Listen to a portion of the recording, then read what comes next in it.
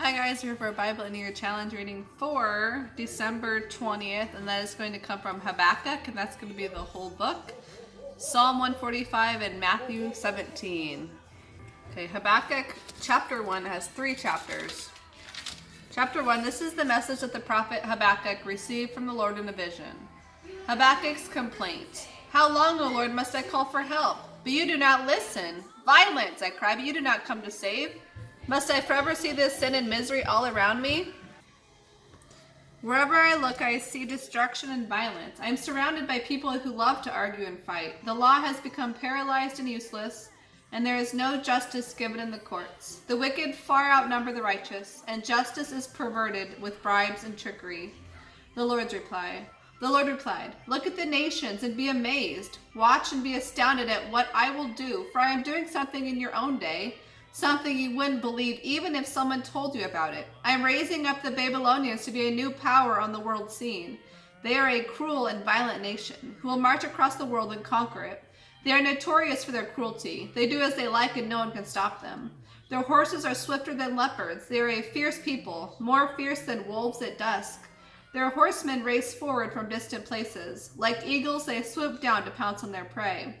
On they come, all of them bent on violence. Their hordes advance like a wind from the desert, sweeping captives ahead of them like sand. They scoff at kings and princes and scorn all their defenses.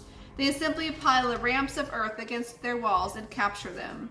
They sweep past like the wind and are gone. But they are deeply guilty, for their own strength is their God.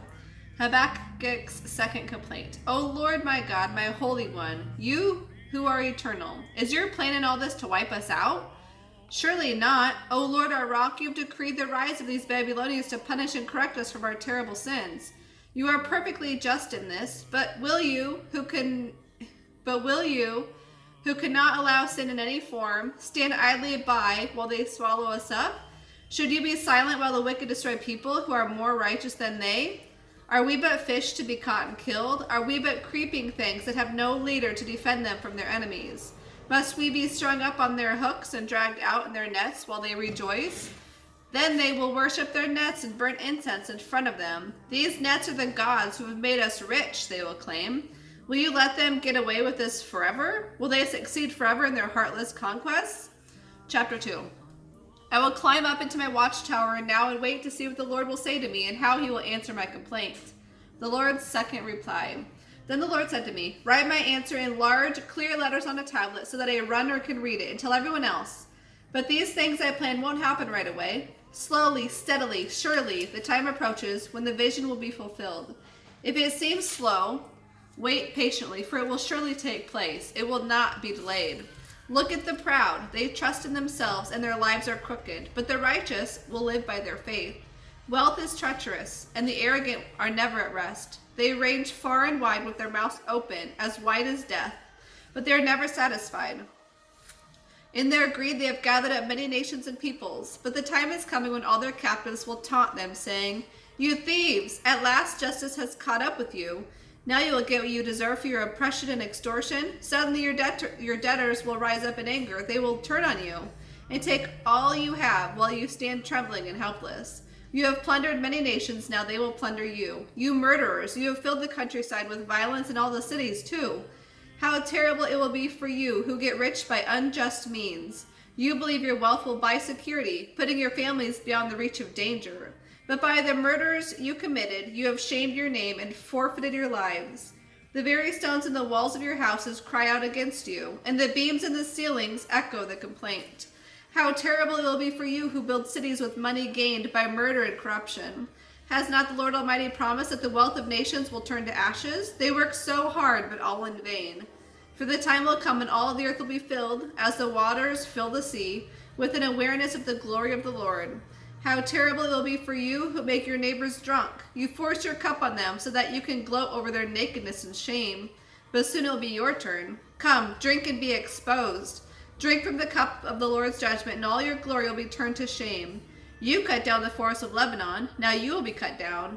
You terrified the wild animals you caught in your traps. Now terror will strike you because of your murder and violence in cities everywhere. What have you gained by worshiping all your man-made idols? How foolish to trust in something made by your own hands.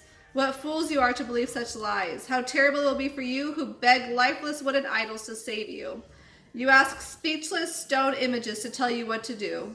Can an idol speak for God? They may be overlaid with gold and silver, but they are lifeless inside.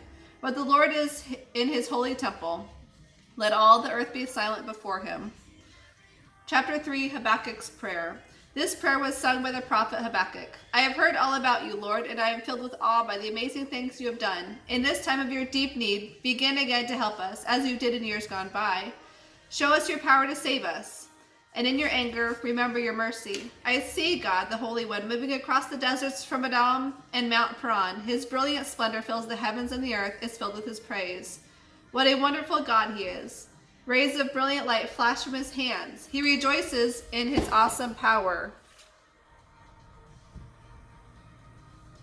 Pestilence marches before him. Plague follows close behind. When he stops, the earth shakes. When he looks, the nations tremble. He shatters the everlasting mountains and levels the eternal hills. But his power is not diminished in the least. I see the peoples of Cushan and Midian trembling in terror. Was it in anger, Lord, that you struck the rivers and parted the sea? Were you displeased with them? No, you were sending your chariots of salvation. You were commanding your weapons of power. You split open the earth with flowing rivers. The mountains watched and trembled. Onward swept the raging waters. The mighty deep cried out, lifting its hands to the Lord. The lofty sun and moon began to fade, obscured by brilliance from your arrows and the flashing of your glittering spear. You marched across the land in awesome anger and trampled the nations in your fury. You went out to rescue your chosen people, to save your anointed ones. You crushed the heads of the wicked and laid bare their bones from head to toe. With your own weapons, you destroyed those who rushed out like a whirlwind, thinking Israel would be easy prey. You trampled the sea with your horses, and the mighty waters piled high. I trembled inside when I heard all this. My lips quivered with fear. My legs gave way beneath me, and I shook in terror. I will wait quietly for the coming day when disaster will strike the people who invade us. Even though the fig trees have no blossoms, and there are no grapes on the vine, even though the olive crop fails, and the fields lie empty and barren, even though the flocks die in the fields, and the cattle barns are empty, yet I will rejoice in the Lord. I will be joyful in the God of my salvation. The sovereign Lord is my strength. He will make me as sure-footed as a deer and bring me safely over the mountains. For the choir director, this prayer is to be accompanied by stringed instruments. Okay, that's all for the book of Habakkuk. Okay, Psalm 145. A psalm of praise of David. I will praise you, my God and King, and bless your name forever and ever. I will bless you every day, and I will praise you forever. Great is the Lord. He is most worthy of praise. His greatness is beyond discovery. Let each generation tell his children of your mighty acts. I will meditate on your majestic, glorious splendor and your wonderful miracles. Your awe-inspiring deeds will be on every tongue. I will proclaim your greatness. Everyone will share the story of your wonderful goodness. They will sing with joy of your righteousness. The Lord is kind and merciful, slow to get angry, full of unfailing love. The Lord is good to everyone. He showers compassion on all his creation. All of your works will thank you, Lord. And your faithful followers will bless you. They will talk together about the glory of your kingdom. They will celebrate examples of your power. They will tell about your mighty deeds and about the majesty and glory of your reign. For your kingdom is an everlasting kingdom. You rule generation after generation. The Lord is faithful in all he says. He is gracious in all he does. The Lord helps the fallen and lifts up those bent beneath their loads. All eyes look to you for help. You give them their food as they need it. When you open your hand, you satisfy the hunger and thirst of every living thing. The Lord is righteous in everything he does. He is filled with kindness. The Lord is close to all who call on him. Yes, to all who call on him sincerely. He fulfills the desires of those who fear him. He hears their cries for help and rescues them. The Lord protects all those who love him, but he destroys the wicked. I will praise the Lord, and everyone on earth will bless his holy name forever and ever. In Matthew chapter 17, the Transfiguration. 6 days later, Jesus took Peter and the two brothers, James and John, and led them up a high mountain. As the men watched, Jesus' appearance changed so that his face shone like the sun and his clothing became dazzling white. Suddenly Moses and Elijah appeared and began talking with Jesus. Peter blurted out, Lord, this is wonderful. If you want me to, I'll make 3 shrines, one for you, one for Moses, and one for Elijah. But even as he said it, a bright cloud came over them, and a voice from the cloud said, This is my beloved Son, and I am fully pleased with him. Listen to him. The disciples were terrified and fell face down on the ground. Jesus came over and touched them. Get up, he said, don't be afraid. And when they looked, they saw only Jesus with them. As they descended the mountain, Jesus commanded them, Don't tell anyone what you have seen until I, the Son of Man, have been raised from the dead. His disciples asked, Why do the teachers of religious law insist that Elijah must return before the Messiah comes? Jesus replied, Elijah is indeed coming first to set everything in order. But I tell you, he has already come, but he wasn't recognized, and he was also badly mistreated.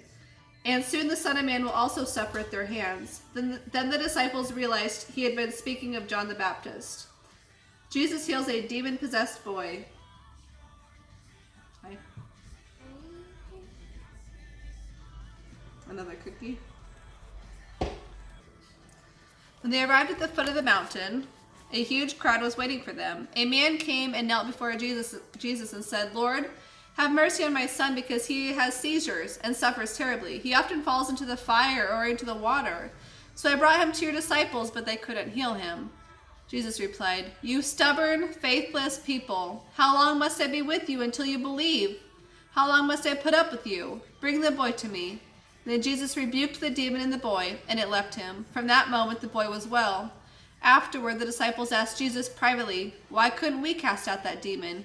You didn't have enough faith, Jesus told them. I assure you, even if you had faith as small as a mustard seed, you could say to this mountain, Move from here to there, and it would move. Nothing would be impossible. Jesus again predicts his death. One day after they had returned to Galilee, Jesus told them, The Son of Man is going to be betrayed. He will be killed, but 3 days later he will be raised from the dead. And the disciples' hearts were filled with grief. Payment of the temple tax. On their arrival in Capernaum, the tax collectors for the temple tax came to Peter and asked him, Doesn't your teacher pay the temple tax? Of course he does, Peter replied. Then he went to the house to talk to Jesus about it. But before he had a chance to speak, Jesus asked him, What do you think, Peter? Do kings tax their own people, or the foreigners they have conquered? They tax the foreigners, Peter replied. Well then, Jesus said, the citizens are free. However, we don't want to offend them, so go down to the lake and throw in a line. Open the mouth of the first fish you catch, and you will find a coin. Take the coin and pay the tax for both of us. That is all for today's reading. We'll see you next time.